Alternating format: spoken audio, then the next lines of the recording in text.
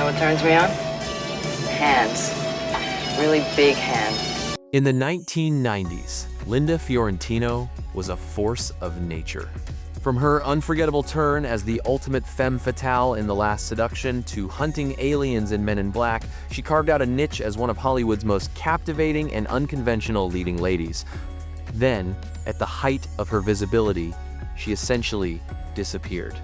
Today, we'll discuss her most iconic roles, the controversies that came to define her reputation, and why this singular talent chose to walk away from the industry. So grab your popcorn, dim the lights, sit back, get comfortable, and let's take a look at what happened to Linda Fiorentino.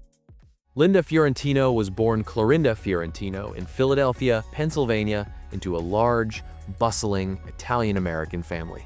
She grew up in South Philadelphia and later Sewell, New Jersey, as one of 8 children. This environment likely contributed to her tough, no-nonsense demeanor. Her path wasn't originally set on Hollywood. She attended Rosemont College, a Catholic liberal arts school, graduating with a degree in political science in 1980. Her initial ambition was to become a lawyer, a profession that would have undoubtedly suited her sharp intellect and commanding presence.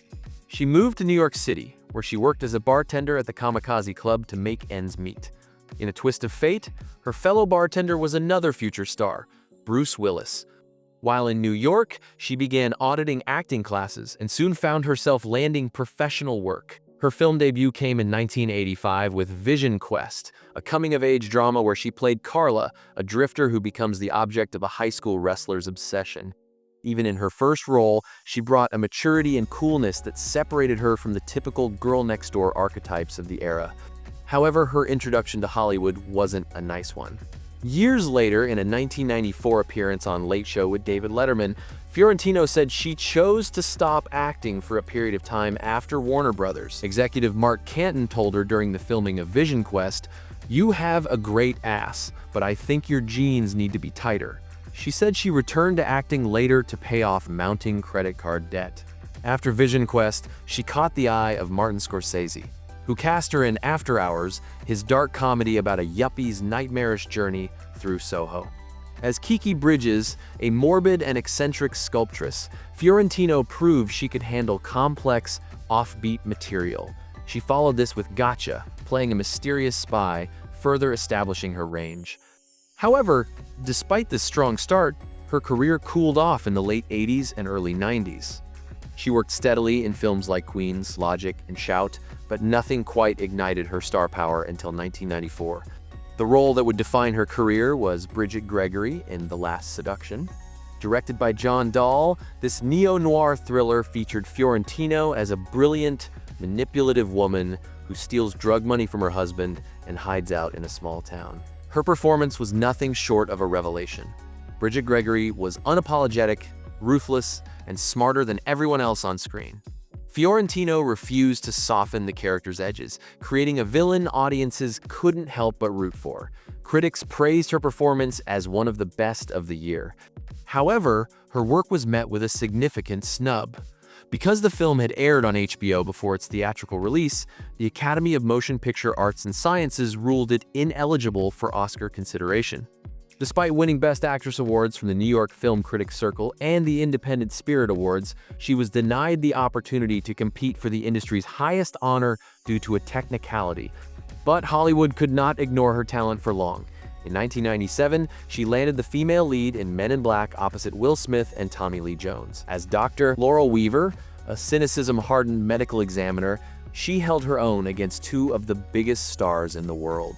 The film was a massive commercial success, and her character's transformation into Agent L at the end seemed to promise a major role in the franchise's future. By the late 90s, she was a genuine movie star, known for her dark allure and intelligence. But cracks were beginning to form in her relationship with the industry. In 1999, she starred in Kevin Smith's religious satire Dogma, playing Bethany Sloan, an abortion clinic worker tasked with saving existence. While the film has become a cult classic, the production was fraught with tension. Kevin Smith notably complained about Fiorentino's behavior on set, describing her as difficult to work with. However, Fiorentino had her own valid grievances. When the film's promotional poster was released, she discovered the studio had digitally altered her image, photoshopping her head onto a body with significantly more cleavage. She was reportedly furious about this objectification and refused to do press for the film, a principled stand that was often spun by the media as simply being uncooperative. This reputation for being difficult began to have real consequences. When Men in Black 2 was released in 2002, Fiorentino was noticeably absent. Her character was written out with a single line of dialogue explaining she had returned to her job at the morgue. Rumors persisted that her co-star Tommy Lee Jones had refused to work with her again, though this was never officially confirmed. Usually, the difficult-to-work-with label in Hollywood is code for standing up to someone higher up, such as a director or a producer.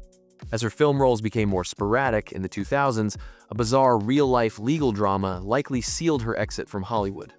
Fiorentino became involved with Mark Rossini, a high-ranking FBI agent. In a misguided attempt to assist Fiorentino, who was reportedly researching a script about the notorious Hollywood private investigator Anthony Pellicano, Rossini illegally accessed FBI computers. He downloaded confidential reports related to the Pellicano wiretapping case and gave them to Fiorentino, who then passed them to Pellicano's legal team. Rossini eventually pleaded guilty to computer crimes and resigned from the FBI. While Fiorentino was never charged, her proximity to the radioactive Pellicano scandal, which involved the wiretapping of numerous Hollywood power players, made her a liability. In an industry built on relationships and trust, being involved in a federal investigation concerning the industry's darkest secrets was a career ender. Her final film appearance was in 2009's Once More with Feeling. After that, she effectively walked away. She sold her home in Westport, Connecticut, and retreated from the public eye. Unlike many who leave the spotlight, she has not attempted a comeback, she does not maintain a social media presence, or give interviews. Reports suggest she has pursued photography and enjoys a quiet life, far removed from the pressures of a business that often labeled her strong personality as a defect. In 2018, a small bridge was mended when she reached out to Kevin Smith following his near-fatal heart attack. Smith publicly shared that she had sent him a kind email, and he apologized for his past negative comments, acknowledging he hadn't fully understood her perspective at the time. Linda Fiorentino was a star who refused to play the game. She delivered one of the most iconic performances of the 90s in The Last Seduction, only to be sidelined by technicalities and industry politics. When the environment became hostile, whether through objectification on movie posters or the fallout from legal scandals, she simply left. Even though Linda never became a household name, she came, she saw, and when she didn't like what she saw, she walked away. In a town desperate for validation, her silence might be her most powerful statement of all. Thank you for watching. Please like and subscribe for more videos just like this one. And as always, I look forward to seeing you all in the next one.